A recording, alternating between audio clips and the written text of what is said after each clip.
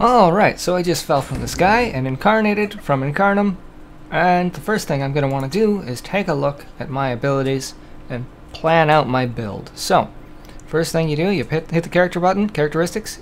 You can hit P, or you can hit that button in the bottom left. Then if you just finished your tutorial, it will be glowing blue.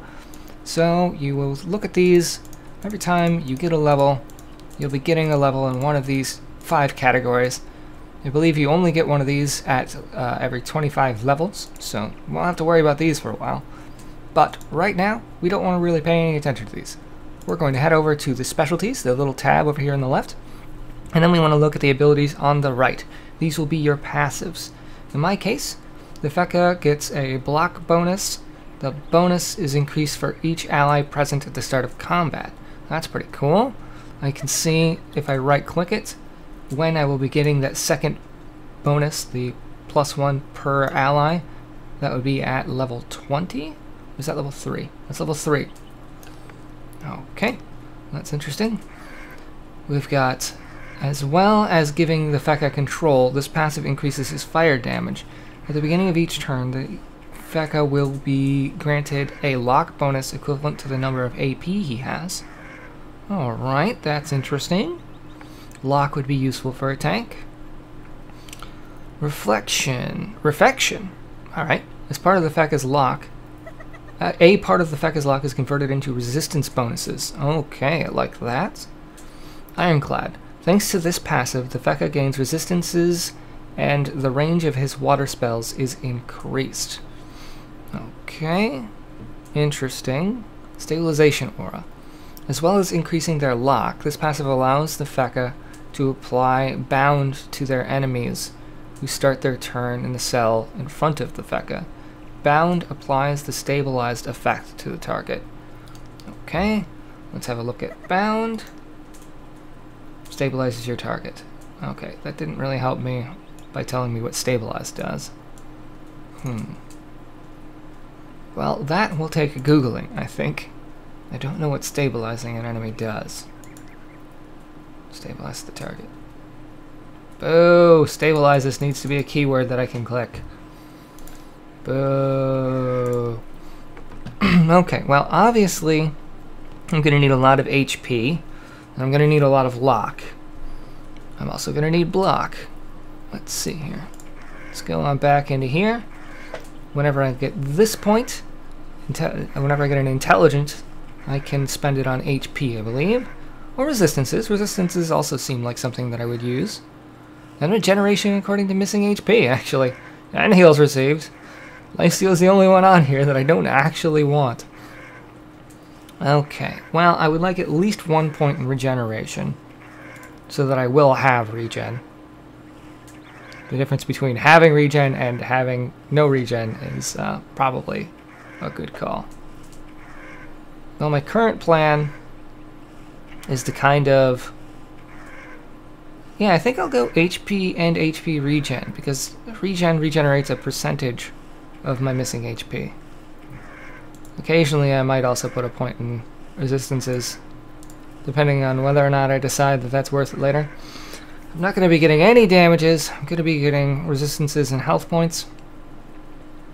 So, let's see. I don't know any situation in which you would want more of one resistance than any other resistance. I don't think of any of these as being more dangerous than the others, so I'm going to start with fire and just go on down and get all of them. Now, I definitely want lock. I might also want some initiative so I can be the first person to take my turns. Put myself out there in a position that's aggressive enough that the enemies will attack me instead of my friends. Okay, well, I think I just want lock right now. I don't need to worry about multi-target lock. Okay, lock it is. And let's see, critical hit. Yes, block. I want block. I might eventually want some critical resistances too, but for now, the difference between a crit and a not crit doesn't feel too sharp, too painful. Berserk damage, heals, resistance from behind, damage from behind, critical damage. You know, I might also want some resistance from behind at some point. But for now, I'm just going to get a point and block. Let's go back to these specialties. Okay, I think that I want... I need to look at my spells and decide whether or not I want to use fire damage or water damage. So let's head on down to spells. That's S, or the second button on the toolbar, and have a look at these. That deals 1 damage, has 1 to 3 range. It seems to require line of sight. Okay. It also applies something called drip armor. At the start of the Feka's turn, pushes back 1 cell away from the Feka, so the person I hit gets knocked back 1. Well, I don't want that. Steam. As well as the standard attack, the spell can activate a steam glyph, which gives a shield to each allied target starting their turn on it. I see. So water's kind of like a support build. As well as the standard attack, this spell can activate armor that gives a range bonus to the ally. Or a penalty, range penalty to an enemy. Yeah, so all these water spells are like, they're like buffs. Interesting, okay. Crashing Wave. As well as the standard attack, this spell can activate an armor that gives a shield to an ally, barrier to an enemy that they must destroy. Okay.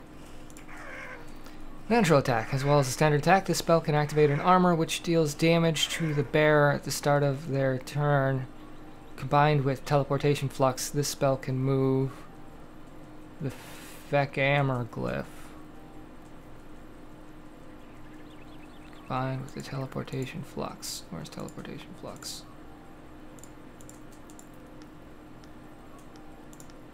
Must be one of these.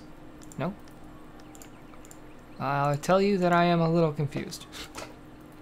This class is apparently way more complicated than I was expecting. Well, let's have a look at his specialty activated abilities. Puts a neutral armor on the target, or a neutral glyph in an empty cell, either of which can be activated with an elementary spell. Can destroy an active glyph or armor, in which case the cost of the spell is reimbursed. Perfect armor. Renders the bearer invulnerable to damage during the current turn. Makes them unable to lock and prevents them from blocking lines of sight. Only 1 perfect armor or transcendence can be active at a time among a given team. I see. Where's transcendence? Perfect armor or transcendence. Oh, transcendence is an ability from another character, another class. Forgot about that. That's actually Eneripsa ability, the healer. Transportation flux. Teleports the Feka, teleports the target in front of him. I see, so I can move glyphs. Interesting. I can also... Oh, so that teleports me and the guy in front of me to the empty cell that I select, if I select an empty cell. If I target myself, I get glyph teleportation, which allows the Feka to move glyphs. I can move glyphs onto myself that way. My goodness, this is so much more complicated than I thought. This is going to take experimentation. But I think I've decided on fire. Yeah, I like fire quite a bit better from the looks of things. Costs 2 AP and does a good chunk of damage. Good. Oh, it also costs some movement, so I have to stay still when I use that. That's cool. I mean, I still like it, for sure. Yeah, I'm gonna go fire. It is decided. I'm going fire. I can also go earth a little bit. No problem at all. I think that earth and fire kind of complement one another anyway. So, now I'm going to go back to abilities and finally choose which of these I want to do. I think I like Feka Master, which gives me plus to fire damage. And I get a lock bonus for every AP that I have at the start of turn. I don't know if that's 6 or if it's just what I leave left over. I'll have to experiment with that, get back with you. So I'm not doing ironclad. Stabilization aura. Let's see. Part of my lock is converted into a resistance bonus. I think that's what I'm going to do. I'm going to go Feka Master and Reflection. I don't know if that was meant to be reflection or if it really is meant to be reflection. So, I think I'll go 1 for 1 between these two. The block bonus is also tempting. Make me a little tankier. Sure, for now, I'll go like half an untouchable. So every time I get to an even number, I'll get another point in untouchable. Sure. Alright, this has got some synergy in it. I'm pretty cool with it. I should just go Refection and Untouchable until both of them are maxed because they kind of feed into one another really well.